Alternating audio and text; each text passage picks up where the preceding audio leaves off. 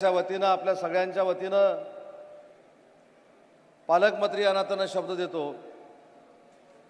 की देशाचे पंतप्रधान नरेंद्र मोदी साहेब 4 जून नंतर होणारच आहेत। 400 पारचा नारा आपण दिलेला आहे आणि या 400 खासदारांमध्ये आमचे रत्नागिरी सिंधुदुर्ग जिल्ह्याचे खासदार नारायणराव राणे साहेब देखील असतील।